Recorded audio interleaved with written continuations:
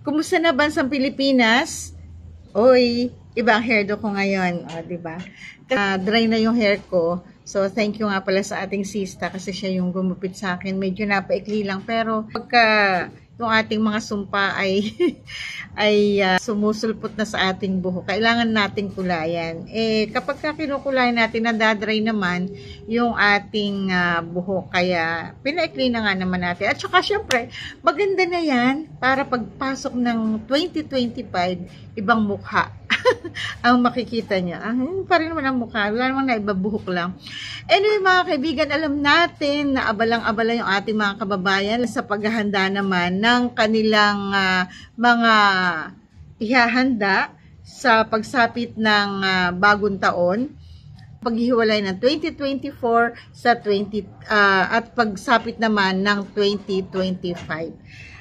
Nakita natin mga kababayan, yung kahit mga ordinary nating mga mamamayan, talaga namang abalang-abala sila, namamalengke sila, pumupunta sila sa mga grocery upang bumili ng kanilang mga kakailanganin at ihahanda naman pagsapit ng New Year.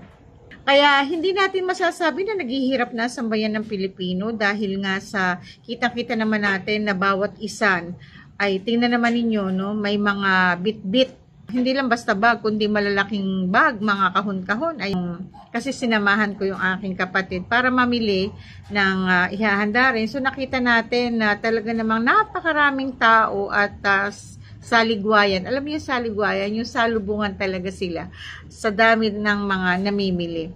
Alam niyo, hindi naman talaga natin masasabi naghihirap na ang ating mga mamamayan. Kasi kita naman natin, no, yung mga ganitong pagkakataon, yung mga ganitong okasyon ay talagang pinaghahandaan ng bawat isa. Lang naman dahil dapat natin ipagpasalamat yung buong isang taon na tayo ay ligtas sa anumang uri ng kapahamakan at mga karamdaman.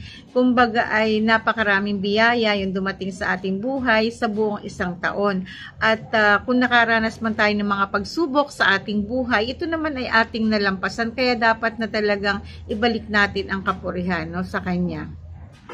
Ang mahalaga naman kasi mga kababayan natin ay binigyan tayo ng buhay at lakas ngayong buong isang taon at sa mga susunod pa sanang taon o sa mga papasok pang panahon. Kita natin yung pagiging abala. Ayan po sa video natin, no? Yung pagiging abala ng ating mga kababayan sa kanilang pamimili at namamalas natin yung kanilang saya. Bagamat medyo yung ibang mga bilihin ay tumaas ng konti, pero kaya naman ng ating mga kababayan na bilhin. Sabi nga ay ganun talaga, no, kapag sumasapit yung mga ganitong pagkakataon, yung ganitong mga okasyon, hindi naiiwasan na magtaas sila ng konting presyo sa kanilang mga basic commodities o sa ating basic commodities. Alam niyo naman mga kababayan natin na sinisikap ng bawat isang pamilya na magkaroon ng pagkain sa hapagkainan na pagsasaluhan pagdating ng bagong taon. At syempre, maraming kwento sa taong 2024. Maraming nangyari sa ating bansa na nagbigay sa atin ng kaguluhan sa ating kaisipan. Maraming mga pangyayari sa ating bansa na hindi natin maintindihan kung alin nga ba ang totoo at kung alin nga ba ang tama. May mga pangyayaring sa takbo naman ng politika noong panahon ng eleksyon na dati silang sumisigaw ng pagkakaisa, ng unity, pero ngayon biglang nag-break up na sila. At hindi natin alam kung magkakaroon pa sila ng pagkakataon na magbate at magkaisa para sa bayan. Kasi alam naman natin na napaka-sweet nila noon, di ba? Sa mga stage, na may umuubo guys. Sa mga stage ay nakikita natin na talagang pag nagtaas sila ng kamay, parang talagang hindi na magkakaroon ng hadlang para sa kaunlaran at hindi na rin sila maghihiwalay. Pero ano yung nangyari ngayon, no? Sabi nga ay nagkahiwalay sila.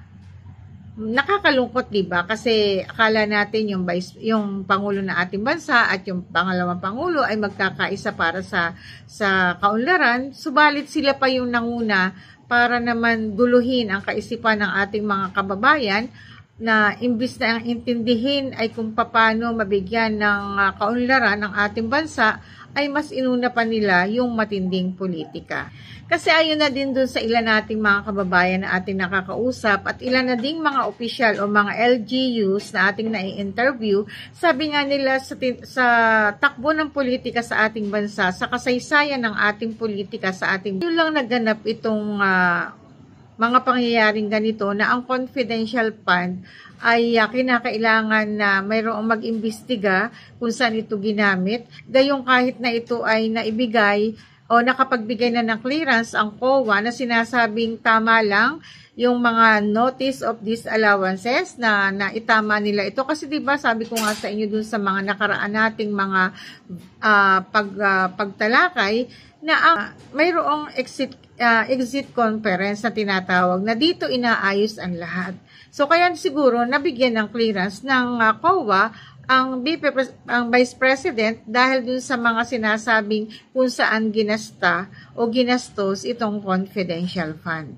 Sa nangyayari dun sa mga report ay ayaw paniwalaan ng House of Representatives, lalo na yung committee na nagsasagawa na investigasyon dito sa confidential fund, ayaw nilang paniwalaan yung report ng Commission on Audit.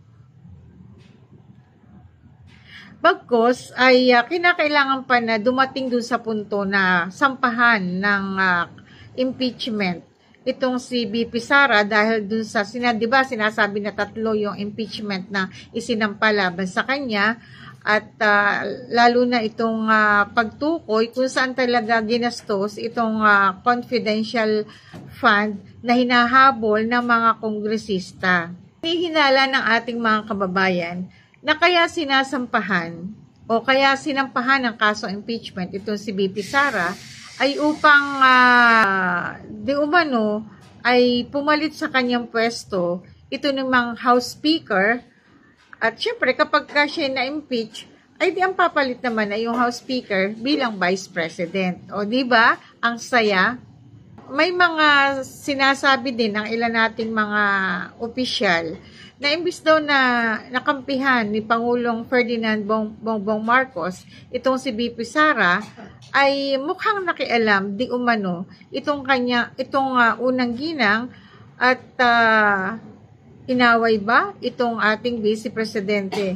Mabuti na lamang at itong si Senador Amy Marcos ay talagang alam natin na kumakampi sa tama. Ang sabi nga niya ay tantana na itong si BP Sara ng kanyang kapatid at unahin naman kung paano magkakaroon ng kaunlaran ng ating bansa. Pero syempre alalahanin din naman natin na blood is thicker than water, di ba? Ito nga mga kababayan natin, umiikot yung investigasyon dito sa confidential fund sa mababang kapulungan ng Kongreso sa pamamagitan naman ng Quadcom Committee na binuo para imbestigahan itong nasabing pondo. Kung pakikinggan natin yung kampo nitong si BP Sara, sinasabi nila na ang ginagawang ito ng House of Representatives, lalo na yung Quad Committee, ay isang palatandaan na talagang gustong ibagsak ang liderato ng Vice Presidente. Nyo ba, kinundi na naman ng kampo nito si Pangulong Ferdinand Marcos itong ipinahayag ni BP Sara sa umano'y pagpaslang. Pero alam nyo, may ang kagandahan naman dito sa kabila ng sabi nga ay pagkakaroon ng matinding batuhan ng kung ano-ano ng magkabilang panig ng Pangulo at ng Vice Presidente, sinagkaan ng ating Pangulo yung impeachment laban dito kay BP Sara. At yun nga, dahil dito sa pinahayag na ito ng ating Pangulo, doon naman lumitaw, suporta naman sa Pangulo na Iglesia ni Cristo kung saan sinuportahan yung kanyang pahayag na huwag na ituloy yung impeachment laban dito sa Vice Presidente dahil ang dapat na unahin ay ang kaunlaran sa ating bansa.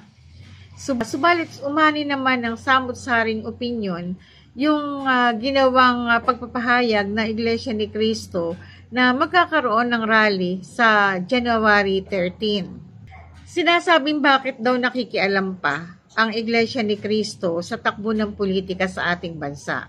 Ngunit ayon naman sa kapatiran, hindi naman nakikialam ang Iglesia ni Cristo. Bagkus ay pinapayapa ang ating bansa dito sa umuusbong na hidwaan sa pagitan ng Pangulo at ng pangalawang Pangulo ng ating bansa. Kumbaga pinagkakaisa tungo sa mapayapang pamumuhay nating mga Pilipino dito sa Pilipinas. Marami din naman pumuri mga kababayan natin sa ginawang ito o sa desisyong ito ng Iglesia ni Cristo. Sinasabing ito isang wake-up call para sa ating mga opisyal ng pamahalaan na gumising na kayo, no? Ito na yung time para gumising kayo at unahin ay kapakanan ng ating bansa o ng taong bayan.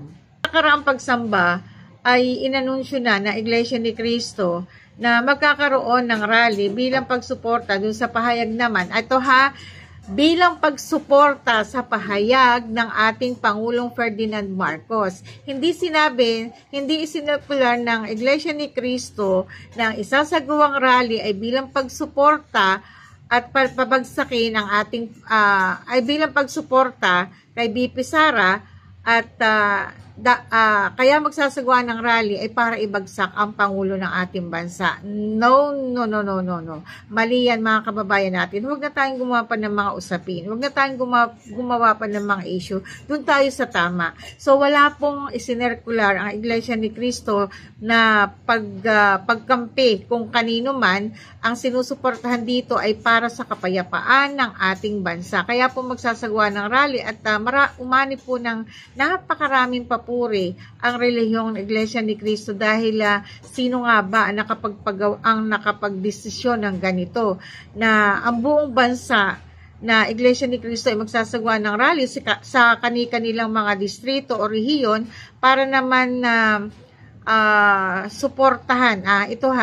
Ang susuportahan ay yung pahayag ng ating Pangulong Ferdinand Marcos na huwag ituloy ang impeachment. Period na tayo doon. Walang sinabi, walang ipinahayag ang Iglesia ni Cristo, kundi yun lang. Yun lang, mga kababayan natin. At ang hiling lang natin doon sa gagawing rally na Iglesia ni Cristo sa anumang mga dako ay wala sanang manggulo dito para naman maging matupad yung kanilang naisin na magkaroon ng kapayapaan sa ating bansa. So mga kababayan natin, suportahan na lang po natin ang isasagawang rally na Iglesia ni Cristo upang makamit natin po ang suportahan yung katahimikan naman ng ating bansa at tuluyan na magkaroon ng tunay na kaunlaran ang ating mga mamamayan sa bansang Pilipinas. Maraming salamat po. Ako pa rin po si Jet Claveria, kapwa nyo Pilipino.